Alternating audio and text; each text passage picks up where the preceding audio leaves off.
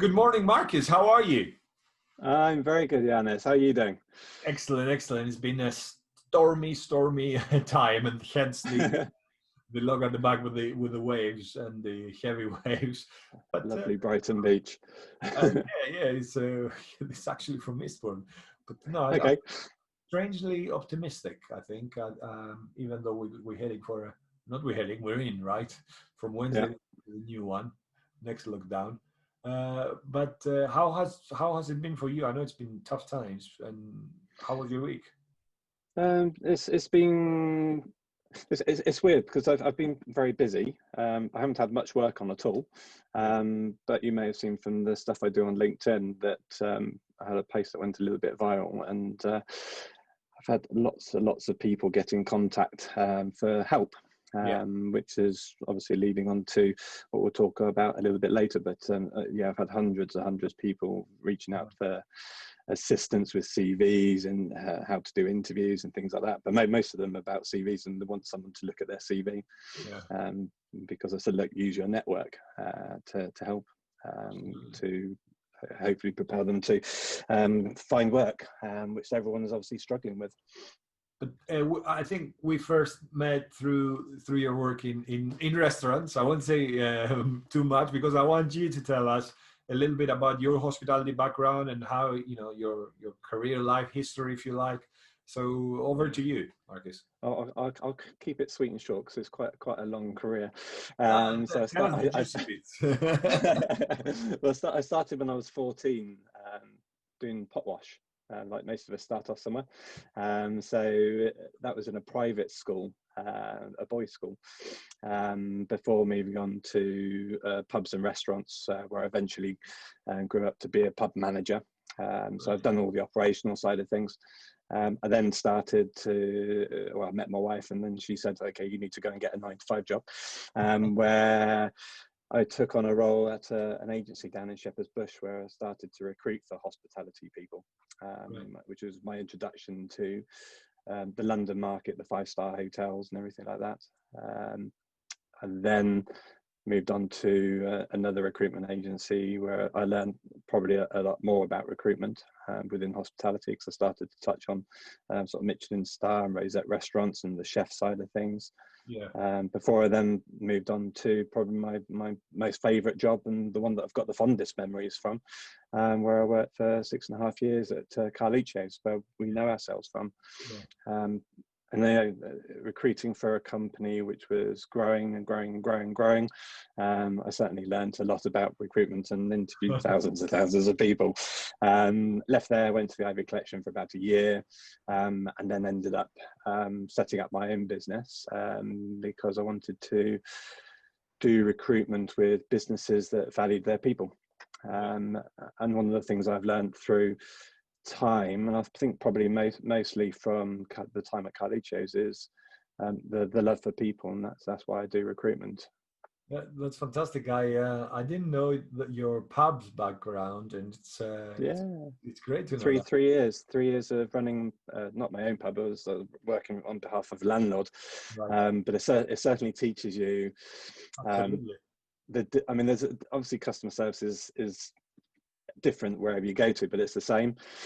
So I've worked in restaurants, I've worked in hotels, I've worked in events, but then the last role being in the pub, and it was great because you're literally on a stage, and it's very much a sales role where you maybe have one person comes in for one drink, and you've got to keep talking to them so they have a second drink, and then someone else turns up, and it's then keeping them talking together so they keep drinking or eating, as it may be. Yeah, no, I had great fun doing that. Great. Pubs and restaurants are great to learn the tricks of the trade, if you like. I always say that they represent almost every industry you can give me. I can show you how a pub or a restaurant has it. From manufacturing in the kitchen to retail in the bar to even medicine in the herb garden. It's like, so. But tell us a little bit about you've done quite a lot, and your later career is a lot about recruitment, and I'm sure you have a lot of memorable moments. But if you were to isolate that one moment, maybe because it was really funny, or maybe it was the camaraderie of that moment was excellent. What is the one moment that you'd like to share from your career in the hospitality industry so far? I mean, there's so many to choose from, and I won't do anything from like college. I had to do something from a long time ago, and I think it was working at a hotel in Tetbury. It's a nice country club called the I think it's the Close Hotel. I might be wrong, but yeah, no, so an opportunity to serve guests that you'd never served before. Right. So not the general public. So we had an event where we were serving Princess Anne, and I guess one of the things is that there's a lot more stress involved in the job because everybody wanted to be treating them differently. And I was always of the opinion, I mean, why should we treat them differently? Because it should be exactly the same. What we serve at one guest should be exactly the same as the other guests. Yeah. But I always remember the general manager running around, not treating people the same way that they would do normally. And it kind of taught me a lesson about, you know, one, you treat a customer the same, but also you treat your staff the same as well. And I know that was one lesson I took away from that, and I just found it very valid in my journey about how to look after people and how you should be talking to them. That's fantastic. I can't help but notice your logo, and I think where the top M and the bottom W come from. Which yeah, well, it's interesting. Is there a secret code? It is your name, right? Well, I mean, you can't see the full logo, but I mean, there's multiple reasons why the logo is the way it is, and the MW exactly is my name, the initials of. But it's also, if you look at it, it's black at the top, white at the bottom, so it's the beginning and the end. Right. And also the M and the W, when you join them together, is like a bow tie, which is a symbol for hospitality and service. So yeah, it's kind of the end-to-end of service, and my initials. And if you turn it that way, it's like a timer. Yeah. and the milestone, where did that come from, the idea for Milestone? It came from a friend, and my very, very, very best friend. We couldn't think of a name. I did have another name, and everyone disagreed that I should not have that name. When we came out of Milestone, because recruitment is all about milestones. And one of the phrases I use is that, you know, milestones, no matter how high you climb, they're still milestones. So it doesn't matter if you reached your pinnacle. It's about actually continuing the journey. So the milestones is just about any moment in your career being a milestone. No, and I want to go out and find those for people that want to work in great companies. That is great, and it fits with the timer sort of because, you know, we have limited time in this life. You know, we don't realize we are very, you know, we're not immortals, so we've got a few years if we're lucky, and just make the most of them. So find your milestones and make sure you enjoy them and you celebrate them once you achieve them. Sure. So I mean, that to me already sounds very productive of what you've been doing, but the next question is about what makes a productive day productive. So if you think of some of your more productive days, what are the key elements that you think are the elements that make your days super? For me, it's about being organized. I suppose it's making sure that you have time for yourself as well. So you're not just focusing on what you need to do. So I always make sure I get up early. If I'm going to go for a walk or go for a run, I'll get it done early or do it late in the afternoon. Normally I'll try and do something first thing in the morning before I start my day. So you're totally energized, and that's really important for me. And that means when I get to do my work, I've got everything all planned already. And I know what sort of time limits I have and how much I need to get through. And if anything comes in the meantime, I'll wait a little while before I get doing it. But everything needs to be really, really organized. Brilliant. So manage your time, be organized. You hear it, not first, but you keep on hearing it anyway. But I like the bit about waking up early. I think, especially if you're a morning person, and I am a morning person. No, I'm the same as you. I'll be up at 6 o'clock in the morning, and I just do my time, get my time out of the way. And then once you start work, whether that's 9 or 10 o'clock, I mean, one of the reasons I set up my business as well, as we know, we all work very, very hard in hospitality, and, you know, for the 45, not 45 years, about probably 30 years or so, you know, we're doing 12-hour days plus. So, you know, this is a lifestyle as well. Yeah, that I work by now.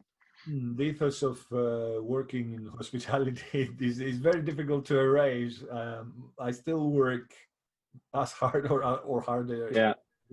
And I think students need to understand that if you are passionate about something, and if it's your area, you need, you know, you don't really need to work stupid. You can work smart, I think. You can work smart, but it's about enjoying it as well, because at the end of the exactly. day, Because some people say, "Ah, you're silly because you're putting those hours," but no. like work, most of it feels like I'm doing something like a hobby or almost. Yeah. But it feels amazing when you think you do a 15-hour shift and you finish it, and you just think about all the people that you met, what you've actually achieved in the day. You know, everybody's left happy, and the fulfillment from that is amazing. Brilliant. And since you are a recruiter, I have to ask you this, because students are probably thinking, you know, how do I come on top of the pile, because there's so much competition now. So what are the things that you're looking from, anything from the graduates all the way to the general managers? What are the elements, the attributes that you look for when you try to place them into particular? I think the attributes will vary from person to person. I think you know, from like I say, I mean, the hundreds of people that I've been speaking to over the last sort of 6 months, more so recently, is understanding what a CV should look like and the content should be. Okay. And it just needs to be a CV that's really easy to read. It's nicely formatted. It's not too wordy, and it gets everything across that you need to get across. And that should be like a personal profile, then your duties. If you're looking at a graduate, I mean, I've had some conversations with people where they say, should the education go at the top or the bottom? Difficult one, because you always say education comes after your hospitality experience, if we talk about hospitality experience. But I've said to some of the graduates that I've spoken to that I've been helping, why not leave it at the top? Goes against what I normally tell people, but it's relevant, and a CV is all about relevance for the jobs that you're applying for. So if you're applying for jobs that need degrees, put the degree first. And it's what section might be your strongest as well? Showcase your strongest section first, or not? Well, it depends. I mean, if you're applying for a job and you've got experience in it, then probably put that first, then your education, because again, it's all about relevance. If you have skills that you've demonstrated or achievements that you demonstrated, I mean, that should be at the top as well. Brilliant. So maybe the education may fall down the pecking order a little bit, but again, the experience that you get from your qualification is important. Well, that's great advice to how to go about it, but also what to watch out for, and varied advice about how you build your CV and get a strong CV out there. Now we've all been change management has grabbed us all by the neck, and we all do more things digitally, including this interview here. So has this digital shift affected your business at all, or how you do business, or is it the same? Or not for me, because I can interview people anywhere. Doesn't matter if it's face to face or not. I still spend an hour to an hour and a half with anybody that I'm going to put forward for a job. You know, if I get a job in, I'd be very lucky. So, you know, when clients call me to recruit people, I mean, at the end of the day, I can't meet them at the moment, obviously. Well, I can, but not soon. So the only way to do it is online, and I've been doing that most of the time anyway, because I work from home. And you know, I'm not going to travel all the way to Scotland if I've got a job in Scotland, so I can do it online, unless I've lined up 3 or 4 different interviews, and I probably would make the journey. But I'm quite selective in the people that I put forward for jobs, and you know, one person would be fine to do online, and you can get the same information out to them by asking the right questions anyway. And I remember you from the days where I remember you because you always wanted to give more to people. And I remember you when you were working voluntarily with other colleagues, and you built the Hot Cat UK network. And I remember those days and doing really nice networking events. And I think now you're working with something new with the caterer. Is it the Careers Hub? Yes, Do you want to that's right. tell us about that? Yeah, so like I said, I mean, I've spoken to so many people over the last 6 months. I was then speaking to a lot of clients about the problems they were having as well, and what they wanted to see, and started watching webinars and listening to the different things that they were talking about. So I started to write down a lot of information with regards to the problems that people were having, what they weren't considering. So when we were giving advice about different things, so like we just said about the CV, that's one area. There's loads of other areas that we started to think about. And my concern was about mental health, because so many people were applying for 100 odd jobs and they were getting so demoralized and beaten up. And they've just come out of lockdown, not knowing what's going to happen, struggling with money. So I sent over this document, which ended up being about 10 pages long, with advice that I was giving out to people. I said to caterer, I said, look, what can we do with this? We need to get something out there that's making this information accessible for people, so they could actually search for it. Because there's nothing out there where if you searched on a Google, it doesn't come up with the answers. So we've created, or about to launch it, hopefully the end of this week or sometime the week after, a careers hub, which will answer any question you can possibly think of that will entail anything about CVs, your job search, your networking, being an introvert or an extrovert, redundancy, the mental health side of things as well, the charities that are out there to help people. It literally covers everything. And then also as well, it goes on about the sort of 3-month period for your sort of probation period, and how to look after that, how to negotiate salaries, all sorts of things. Anything you think of searching for is going to be on there. No, that's amazing. And we'll schedule this episode to air whenever we schedule it, whichever Monday it comes. But we'll make sure that even if the episode airs first, we'll have to make sure that the Careers Hub link goes in the description. So whoever is watching, listening can, if they feel they can get some value, we'll make sure we've got that there. No, yeah. And I say the good thing about it is it's very universal.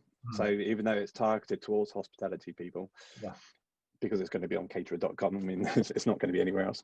It's there for anybody really that wants to get advice. I think it's a good point to remind anybody who's listening out there, because we might have students that study events management or tourism management. Don't think of hospitality, because we use, and this is Hospitality Stories. For me, this is probably the only country, or one of the very few, that separates tourism and events and hospitality. I grew up in hospitality, and tourism was always one. One might be the strategic element, the other might be the operational element. But it's like swords. You've got a rapier or you got a long sword. At the end of the day, they're all swords. They all do the same thing. So exactly. So yeah, any advice that if you're studying events management or tourism management or even retail, one thing I forgot to mention, we'll have videos on it as well. So like the video we're doing now. So one of the things that we wanted to do was to actually get hospitality and catering recruiters like myself that actually work within businesses, so the in-house recruiters or HR people, and they were interviewed like you're interviewing me, to give this advice. So it's not coming from me, it's not coming from caterer, it's coming from people in the industry to show support towards them, and that's really, really important to know. So it's coming from the horse's mouth. Excellent. I'm looking forward to watching some of those. Great. I think students will find it useful, but not just students, anybody who's just, people are made redundant left and right, and anyone really who needs advice and help. So thank you for your time with that, and thank anybody who's involved in the Careers Hub. Now, because we know the reason why the hub is created, so I'm coming to about the big issues that either because of COVID or even despite of it, what are the biggest issues do you think that hospitality is facing today? I mean, we've obviously identified that there's so many people out of work. I suppose the other thing as well is that there's just not the jobs yet, but they will come. It's just a matter of time. and I really, really, really feel that the mental health is going to be the biggest problem. And people being resilient and being able to cope with the fact that, you know, they possibly haven't got a job, they keep applying for jobs. But there's so many great charities out there that are doing fantastic work. You know, the likes of Only Pavement Away, they released some information the other day, and it was shocking about how many people are going to end up homeless. Yeah. And it's possibly something that nobody thinks about. No, it is scary. And it's a travesty that this is happening, but it's real. But there's so much we can do to help people. And I think it's important that we keep reminding anyone who's listening that when you are struggling and you're looking for that job, you it's like when you panic and you make mistakes, you know, and you might be building something and you smash your hand with a hammer because you're not focused. So I'm just saying, keep focused on the fact that there's information like the Careers Hub, like mentoring schemes out there. So try to upskill at all times, not just searching for that job, but also improving that CV. There's a lot of free information, free support. So exactly, and it's worth mentioning as well that, you know, that there are people around you, may not necessarily the people that are closest to you. That could be the good people to actually be talking to help you through the situation. No, and keep on talking. I think you know, sharing the problems. Sharing, yeah. And people are very happy to help at the moment, and like myself. And I don't mind what country, where you're from, just get in touch. You know, I've got a good pair of ears. They're a bit worn out now. A bit worn out. So, is there anything positive that emerged out of this situation, you think? Yes. Yeah, there's loads of companies that got really creative and done fantastically out of it. You look at the likes of Leon or Pizza Pilgrim, Brewdog as well. You look at the business models, how they've adapted and changed, and it's a great example for, you know, even students when you're looking at setting up a business in the future, about how to act in this moment of diversity. You know, it's a crazy time, and they were very swift in their actions, and it's been probably a godsend and a massive thing that saved their businesses. Because you see so many businesses have gone through their CVAs, which is very, very unfortunate. Some of those have actually done changes as well. And you know, they've got their own line of food in supermarkets now, some of those restaurants. But, you know, the delivery service came out of it very, very positively, which is amazing. Like Just Eat and Delivery have done really, really well. And dark kitchens, you know, there were something beforehand that were just emerging. You know, they're amazing. It's really, really amazing. Oh, brilliant. Thank you for sharing with that. And last question, I'll let you go, I promise. We've got a lot of students who will be graduating in the summer, around July, I guess, depending on which university, college they're going to. What advice would you give them? Be positive. Stay positive. Be positive. Yeah, stay positive. Also, I think I hope you're staying positive and testing negative. Good one. I joke. It's one of these things I saw someone write on LinkedIn the other day, and I thought that's hilarious. So I'm going to start using that in my emails that I send out. No, but I mean, you got to stay positive. This is short term. I hope. Jobs will open up, you know, once you've qualified and you're looking out there for a job, that it will be around, and it's just being patient and being positive, and just, you know, help others around you as well if you can, not just your nearest and dearest, but to kind of look out for your neighbours and things like that. So, but you know, at the end of the day, it's all about keeping positive, because at the end of the day, you don't want to go down a little spiral and end up really suffering. No, absolutely. And I like the advice about doing stuff where you help others as well. Just, you know, positivity is not endless. It's like a battery that needs recharging. So find the things that recharge your positivity so you can spread it around with others, you know. Yeah. I think that was not intended. Yeah. Well, so one of the things that I've learned over the last 6 months is not to be so selfish. Yeah. And it's, you know, I don't think I was that selfish before. My wife would probably say I am a little bit. Look, the way I perceive you in industry terms, at least you were always the opposite. You know, you were always giving, and you were always, you know, you would come and talk to our students, and we would normally do this face to face, but there's the digital revolution. I don't know what you're like in your family, but as far as the industry goes, you can tell your wife, you heard that I said that you were always giving, and it's great to see so many colleagues embracing each other really, and just showcasing how great hospitality can be really. So yeah. Super proud. I mean, there's so many people like myself out there that are doing, giving out free advice, talking to as many people as they possibly can. So I'm not just the only person, but I think in terms of what we're doing with the Careers Hub, we're incredibly proud of. And when it goes live, it'd be like, wow, because there's a lot of work being put into it by everybody, especially caterer.com. And the other company we're working with is EXP 101, who doing the videos. Right. So you've met Kieran, so he's been doing all the videos and making them look fabulous and asking the right questions that people would be asking. So it's brilliant. But there are other people out there that have done fantastic work as well. No, that's brilliant, Marcus. Thank you so much for your time, for your advice, for the information you shared with us, and I hope we will meet in person sometime soon. Yeah, that'd be cool. I'd love to come to Eastbourne. Yeah. Do you remember that time I came to your university and I ended up in Brighton instead of Eastbourne? Even though I'd been there before. I know. I do say this story sometimes with colleagues, but I don't say who it was. You could tell them. It's so funny. We used to get students who would end up in that campus, which is funny. But I had to say, oh, there was an accident, so you couldn't make it. But yes. This is where even when things go wrong, you didn't say, I can't be bothered. I'm not going to come and do the talk. I stalled. I delivered another session, and then lo and behold, you appeared half an hour later as the hero that you are. Delivered the session, even though there was a huge accident in the roads. You navigated your way. It was great. It's like one of those things that you just can't imagine happening. Then you get there and you go, "Oh my God, what have I done?" Brilliant.